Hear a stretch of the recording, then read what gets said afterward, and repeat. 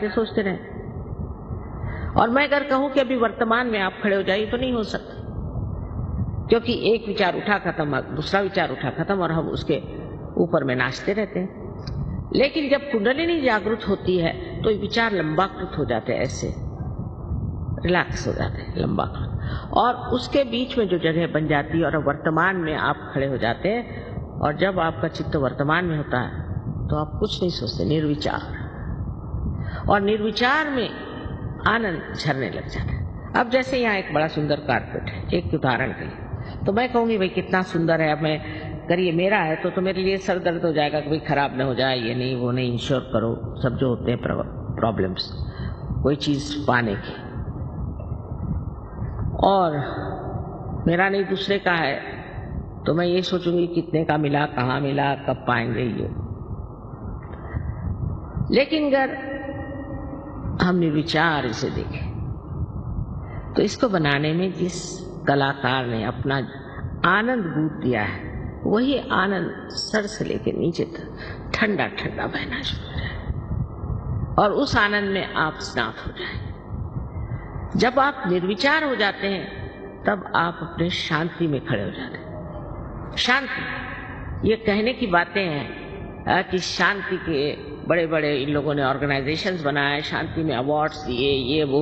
मैंने तो बहुत से लोगों को देखा है जिनको बड़े शांति अवार्ड्स मिले, इतने गर्म होते हैं, इतनी गर्म तबीयत कि उनसे अगर मिलना हो तो एक लकड़ी जाके लेके जाइए सामने, और नहीं तो लेके 2-4 झापड़ी मार के जाते।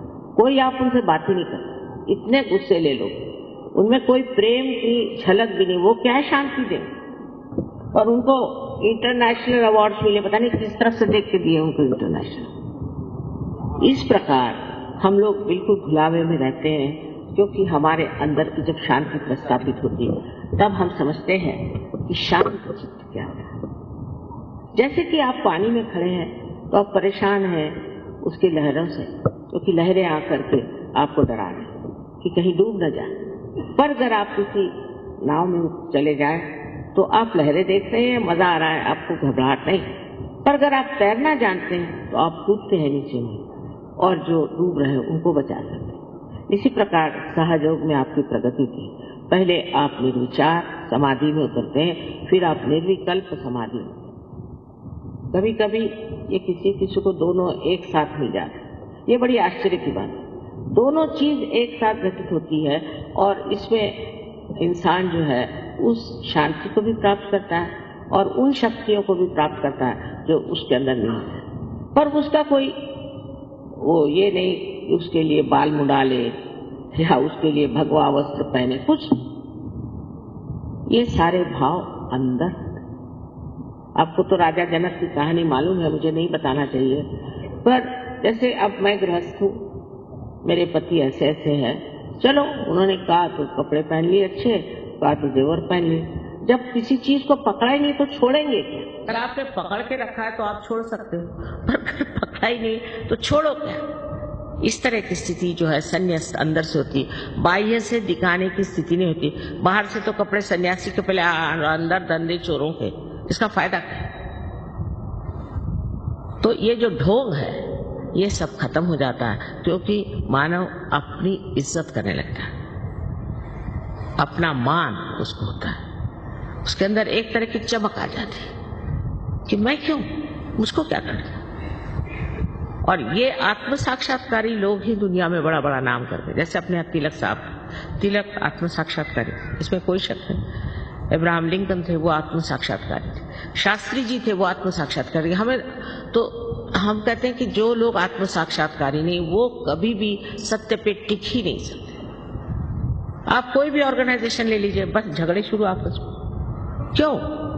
क्योंकि असत्य पे खड़े हो, इसीलिए सब डामाडोल हो रहा है। तो पहले आपको प्राप्त करना चाहिए कि अपनी अंदर की शांति। इस शांति को प्रस्थापित किए बगैर आप कोई भी विश्व में शांति नहीं कर सकते। अब ये कहना कि जिसको जाना है अभी चले जाए, जिस वक्त में हम जागृति का कार्य करेंगे तब उठ के जाने की कोई जरूरत है। दोनों हाथ हमारी तरफ।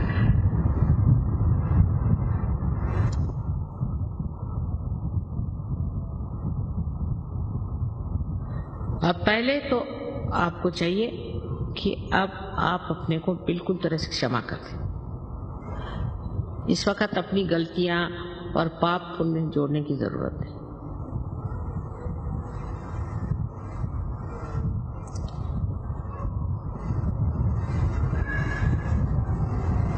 और अब आंख बंद कर ले, चश्मा निकालें। इनके पैर में जूते होंगे तो जूते निकाल देंगे, जो बैठे हैं ऊपर में लोग। अब लेफ्ट हैंड मेरी ओर करें इस तरह से, और राइट हैंड सर झुका लें, और सर के ऊपर में आप अपना राइट हैंड, यहाँ पर जो तालु है इसे ब्रह्मरंध्र भी कहते हैं, कि जो ब्रह्म में एकाकारिता करता है, ऐसा छेद ब्रह्मरंध्र। अब इस पे राइट हैंड रखें दूर ऐसे, और अब देखें कि आपके ब्रह्मरंध्र में से ठंडी या गरम कोई हवा जैसी चैतन्य की लहरियां आ रही हैं, जिसको कि आदि शंकराचार्य ने सौंदर्य लहरी कहा था।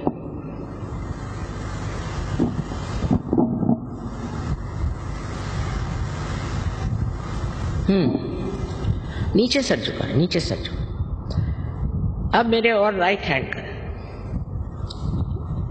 और फिर से अपना सर झुका है, और लेफ्ट हैंड से अब देखें, सर पे हाथ नहीं रखें, सर से दूर, सर झुका, लेकिन शंका नहीं करने की। आप ही के सर से ठंडक आ रही, शंका नहीं करनी, सर झुका। अब अगर गर्म आ रहा है, इसका मतलब यह है कि आपने अपने को या दूसरों को क्षमा नहीं की, तो वो अभी आप क्षमा करें। और इस वक्त ये मांगना है कि हमें माँ आत्म साक्षात्कार दीजिए।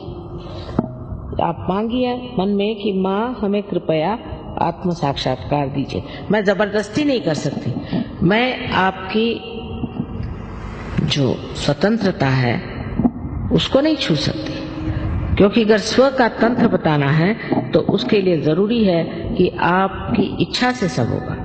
तो अब फिर से राइट हैंड से आप देखिए और कहिए कि माँ मुझे मेरा आत्म साक्षात्कार दीजिए, राइट हैंड से।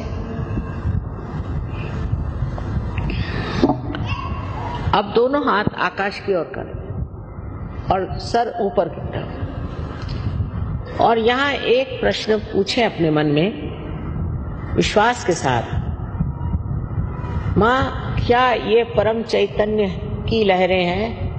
प्रश्न करें 3 बार अंदर अपने हृदय में पूछें, माँ क्या ये परम चैतन्य की लहरें हैं? सर पीछे कर, आत्मविश्वास के साथ पूछिए, शंका नहीं करनी। हाँ, अब हाथ नीचे करें। अब दोनों हाथ मेरी ओर करें इस तरह से, चश्मा पहन लें और मेरी ओर देखें और विचार नहीं करें, विचार नहीं करें। आपके विचार ठहर गए, निर्विचार।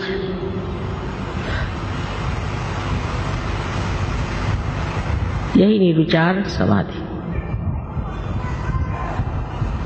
अब जिन लोगों के हाथ में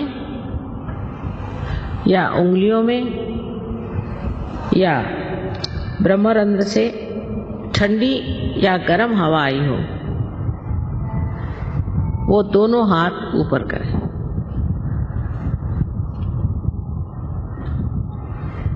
वाह वाह, जरा देखिए आप लोग, क्षण भर में तो सब पार हो गए, क्षण भर में सब पार हो गए, सबने प्राप्त कर लिया। आप इसको आगे बढ़ाना है।